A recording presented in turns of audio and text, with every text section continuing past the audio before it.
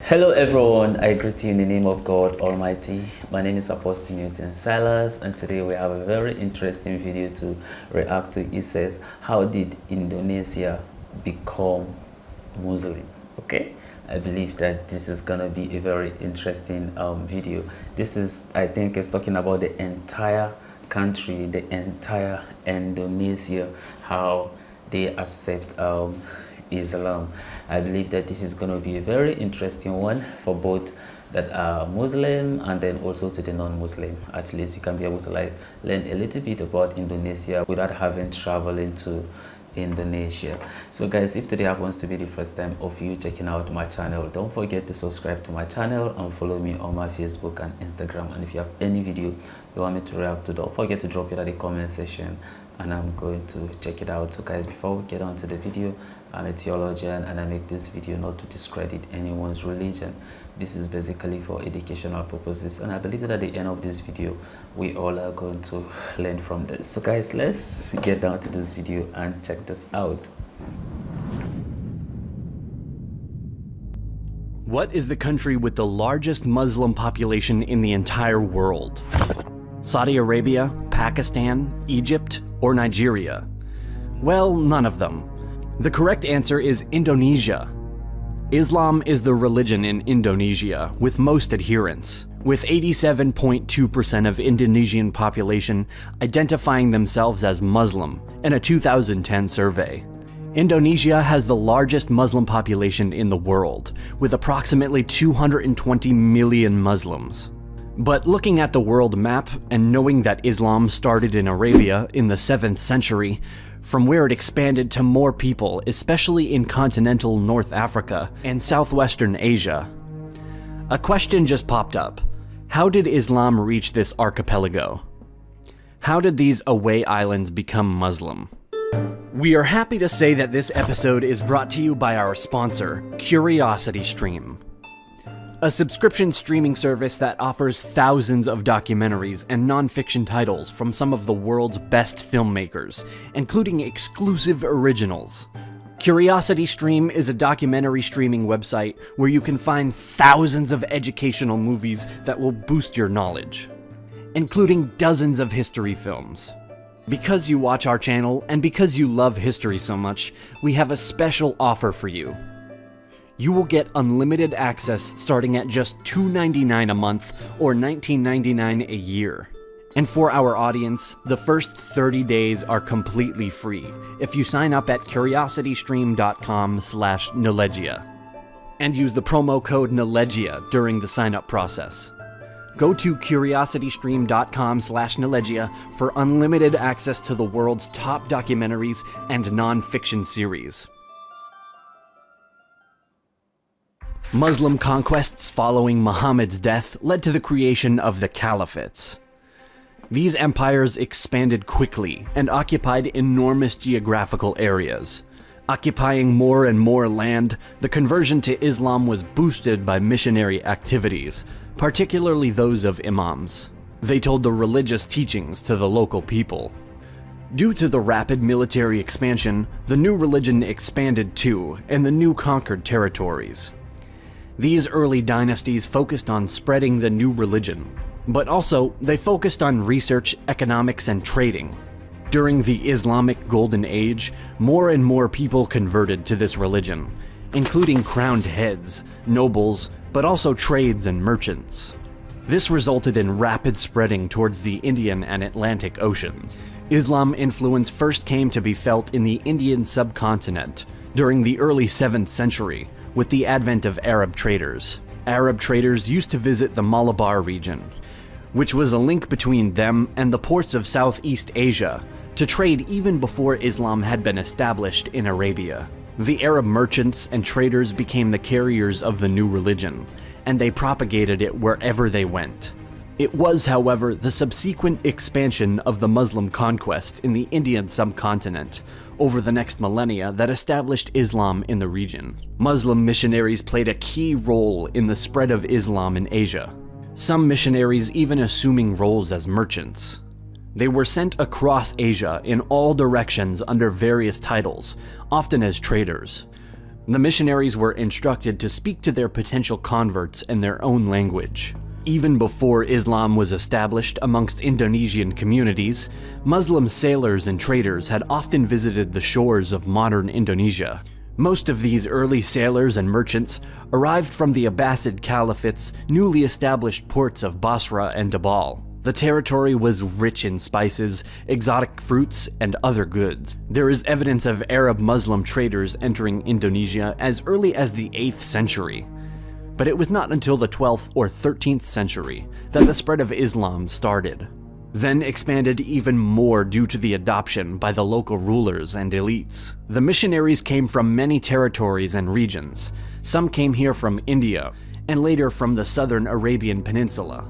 It is believed that around the 13th century, the religion began to emerge on the northern coast of Sumatra.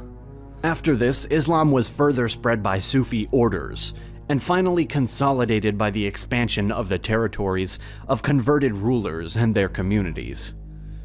Not knowing a certain date when the conversion started, and having no clear indication of when Islam first came to the region, we may consider the start around 11th or 12th centuries. The first Muslim gravestone markings date to 1082. Also, when Marco Polo visited the area in 1292, he noted that the urban port state of Perlac was Muslim. The first evidence of a Muslim dynasty in the gravestone dated 1297 of Sultan Malik al-Saleh, the first Muslim ruler of the Samudra Pasai Sultanate. Chinese sources record the presence of a Muslim delegation to the emperor from the kingdom of Samudra in 1282. The spread of Islam generally followed the trade routes east, through the primarily Buddhist region, and half a century later, in the Malaccas we see the first dynasty arise in the form of the Sultanate of Malacca, at the far end of the archipelago, formed by the conversion of one Shah into a Muslim, and the adoption of the name Muhammad Iskandar Shah. The spread of Islam among the ruling class was precipitated as Muslim traders married the local women, with some of the wealthier traders marrying into the families of the ruling elite. Indonesian people as local rulers and royalty began to adopt it, and subsequently their subjects mirrored their conversion. The expansion accelerated in the 15th century as the military power of Malacca Sultanate in the Malay Peninsula and other Islamic sultanates dominated the region, aided by episodes of Muslim coup, wars and superior control of maritime trading, and ultimate markets. By the 14th century, Islam had been established in northeast Malaya, Brunei, the southwestern Philippines, and among some courts of coastal East and Central Java. The 15th century saw the decline of Hindu-Javanese Majapahit Empire, as Muslim traders from Arabia, India, Sumatra, and the Malay Peninsula, and also China began to dominate the regional trade that once controlled the Javanese Majapahit traders. Chinese Ming dynasty provided systematic support to Malacca. Ming Chinese Zhang's voyages is credited for creating Chinese Muslim settlement in Palembang and north coast of Java. Malacca actively encouraged the conversion to Islam in the region, while Ming fleet activity established Chinese Malay Muslim community in northeast coastal Java, thus created a permanent opposition to the Hindus of Java. The expeditions had established Muslim Chinese, Arab, and Malay communities in northern ports of Java. Dominant Muslim kingdoms were more and more present in the archipelago. Indu's historical inhabitants were animists, Hindus, and Buddhists. And in time, many of them accepted the new religion because Muslim merchants and traders disseminated Islamic teachings while trading with local population, and their teachings encouraged proselytizing religion.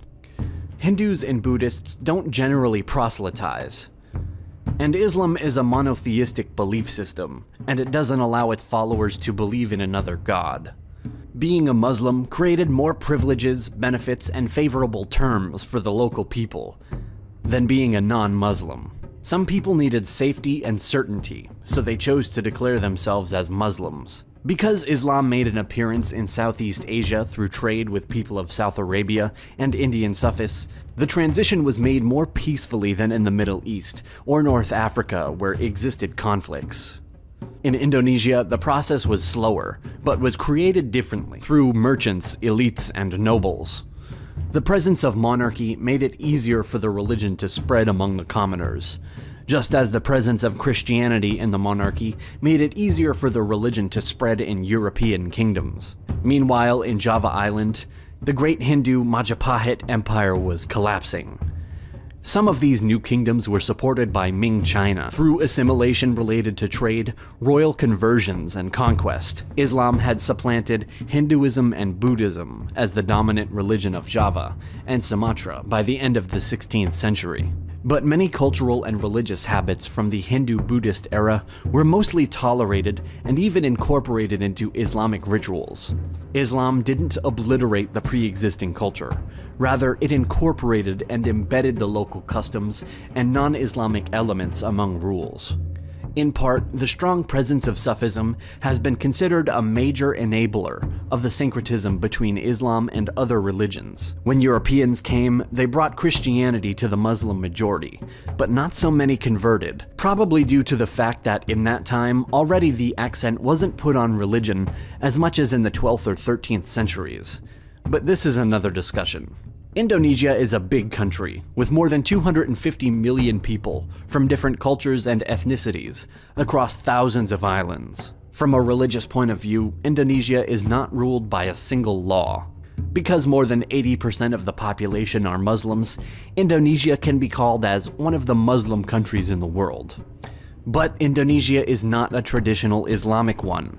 Their constitution does not specifically base on their religion, and also it contains many values, universal ones, which are also available in Islam as well as in other religions, formulated into what is known as Pancasila, the 5 philosophical pillars of the country. We would like to give special thanks again to CuriosityStream for sponsoring this video. Also, a big thank you to our supporters on Patreon. Thank you so much for watching. See you next time.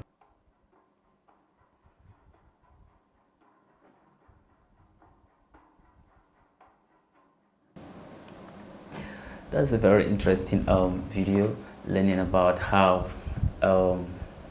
Indonesia, almost the entire country, and of accepting Islam as their religion. This video shows that some of the businessmen, they actually play a very key role in spreading this religion. How were they successful in spreading the religion? It means that as they were doing their business, they were also introducing what? Islam into the people.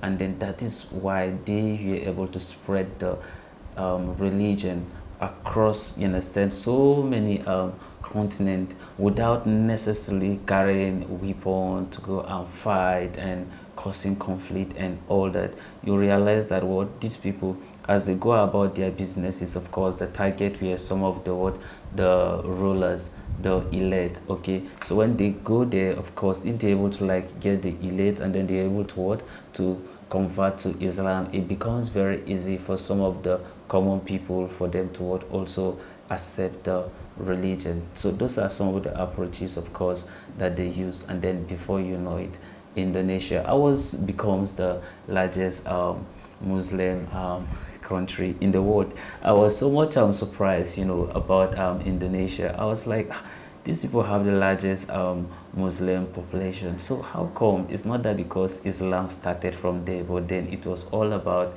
the strategies they use in propagating the religion that helps them to be able to spread it across the country. A very interesting one. This is all applicable to other religion.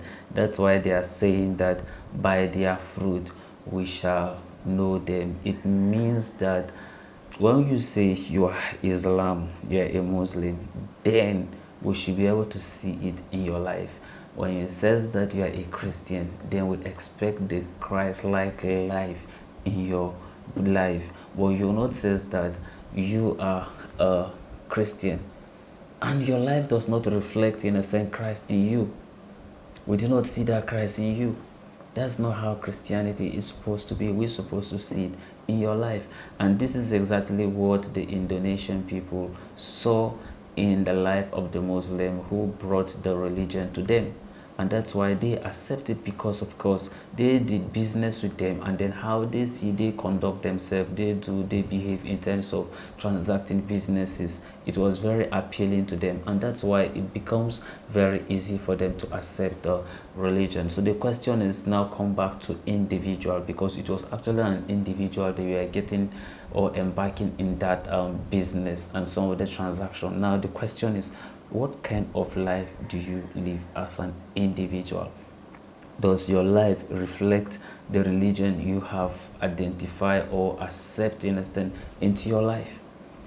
That's the question that you should reflect, understand, on it. And if your life does not reflect the religion you have decided or you have chosen for yourself, then it is high time for you to make a change. There's a high time for you to what? To go back, understand, to God, and at least identify, you understand, a religion, and then you follow its values and principles and its commandments, so that you can be able to do what you are supposed to do, knowing fully well in the back of your mind that there are people that are actually watching you, there are people that are actually learning from you, so that from there you can actually lead somebody to God without necessarily having a conversation with the person. A very interesting video, and I so much love it. I know that you guys have a lot of thought and opinion, and I would love to see them at the comment session. So guys, this is the end of my video. If you like my reaction, you should like, share and subscribe, and if you have any video you want me to react to, don't forget to drop it at the comment section and I'm going to check it out. So guys, remain blessed.